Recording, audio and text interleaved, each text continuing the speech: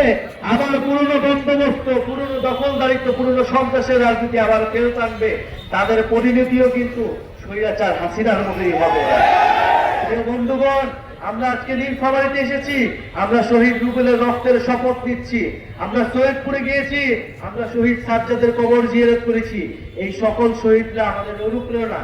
আমরা মনে করি এই মানুষগুলা জীবন দিতে একটা সুন্দর, একটা সমৃদ্ধ বাংলাদেশের জন্য, যেই বাংলাদেশে অর্থনৈতিক বৈষম্য থাকবে না, যেই বাংলাদেশে আঞ্চলিক বৈষম্য থাকবে না, যে বাংলাদেশে আপনি স্বাধীনভাবে মত প্রকাশ করতে পারবেন, আপনি কথা বলতে পারবেন, আপনার ভাতের অধিকার পাবেন, আপনার খাবারের অধিকার পাবেন, শিক্ষা এবং কর্মসংস্থান পাবেন, আপনি হাসপাতালে গেলে চিকিৎসা পাবেন, আপনি সরকারি অফিসে গেলে আপনাকে দুর্নীতির আশ্রয় নিতে হবে না, দুর্নীতির শিকার হইতে হবে না। এরকম একটা বাংলাদেশের জন্য আমাদের ছেলেরা, মেয়েরা, আমাদের ভাই বোনেরা জীবন দিতে আমরা রাস্তায় নামছিলাম। প্রিয় বন্ধুগণ, যদি গণ অভ্যুত্থানের পরে আমাদের এই সকল দাবি পূরণ হয়ে যেত, তাহলে আমাদের রাজনৈতিক দল করা লাগতো না। কিন্তু আমরা দেখছি 7 মাস, 8 মাস, আজ 1 বছর হয়েছে, কিন্তু এই সকল দাবি পূরণ করা হচ্ছে না। কেবল নির্বাচন নির্বাচন নির্বাচন বলে আমাদেরকে সামনে একটা গুলা ঝুলানো হচ্ছে। আমরা এই ধরনের কোনো ধোঁকাবাজিতে বিশ্বাস করব না।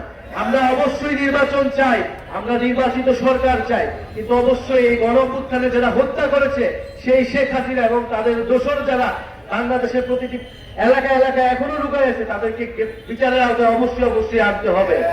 শেখ হাসিনাকে দেশে এনে বিচারের আওতায় আনতে হবে। এই শেখ হাসিনার বিচার না হওয়া পর্যন্ত এই শহীদ রুবেলের বাবা আমাদের সকলের মনে যে দাউ দাউ করে আগুন জ্বলতেছে, সেই আগুন কোনোদিন নিভবে না। প্রিয় বন্ধুগণ, আমরা বলছি মৌলিক সংস্কার হইতে হবে রাষ্ট্রের, সংস্কারের মধ্য দিয়ে নির্বাচনের দিকে যাইতে হবে। আমরা আরো বলছি বাংলাদেশে একটা নতুন সংবিধান লাগবে। যে আওয়ামী লীগের সংবিধান, যে মুজিববাদের সংবিধান, সেই সংবিধানকে ছুঁড়ে ফেলে দিতে হবে। সেই সংবিধান আপনারা আমার অধিকার রক্ষা করতে পারে নাই। সেই সংবিধান আমাদের যখন রাস্তায় মারা হয়েছে, আমাদের যখন গুম করা হয়েছে, আমাদের মানব অধিকার রক্ষা করতে পারে নাই। ফলে সেই সংবিধান, যে সংবিধান জনগণের সংবিধান নয়, সেই সংবিধান রাখার আর কোনো মানে হয় না। ফলে বন্ধুগণ, আমরা পুরো দেশব্যাপী দেশ গড়তে জুলাই পদযাত্রা কর্মসূচি হাতে নিয়েছি। আমরা প্রথমে উত্তরবঙ্গ এসেছি, রংপুর গিয়েছি, গাইবান্ধা গিয়েছি, আজকে নীলফামারী। কারণ আমরা মনে করি যে উত্তরবঙ্গ বৈষম্যের শিকার, এই উত্তরবঙ্গ থেকে আবু সাঈদ, শহীদ রুবেলরা দাঁড়িয়েছিল। ফলে উত্তরবঙ্গের প্রতি আমাদের আলাদা দায়বদ্ধতা আছে। সেই দায়বদ্ধতার জায়গা থেকে আমরা নীলফামারীতে আসছি। নীলফামারীর ইতিহাস অনেক সমৃদ্ধ, নীলফামারীর ইতিহাস লড়াইয়ের ইতিহাস। সেই জিল বিদ্রোহ থেকে আমরা নীলফামারীর কথা শুনি। বন্ধুগণ, এই গণ অভ্যুত্থানের মধ্য দিয়ে আমাদের নীলফামারী জেলায় আমাদের যারা বৈষম্য বিরোধী আন্দোলন করেছেন, আমাদের গণ অভ্যুত্থানে অংশগ্রহণ করেছেন, তারা আমাদেরকে সমর্থন দিবেন, সহযোগিতা করবেন।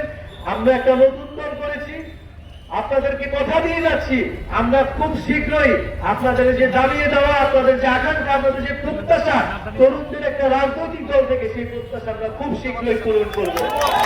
আর এটা ভাবার কোন কারণ নাই যে রাজপথে তৃণমূলে কেবল একটাই দল আছে। বাংলাদেশের নতুন রাজনৈতিক শক্তির উত্থান ঘটেছে, নাগরিক পার্টির উত্থান ঘটেছে, তারুণ্যের উত্থান ঘটেছে, 24-এর শক্তির উত্থান ঘটেছে।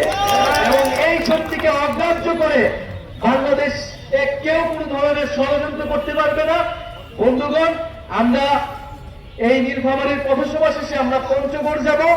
আপনারা আমাদের এই পুরো যাত্রায় আমাদেরকে সহযোগিতা করবেন এবং আমরা 3রা আগস্ট শহীদ মিনারে ঢাকায় বিশাল জমায়েত করব এবং আপনাদের যে সমস্যাগুলোর কথা, সেই সমস্যাগুলো নিয়ে আমরা ইস্তেহার দিব জাতির সামনে যে এইটাই জনগণের সমস্যা।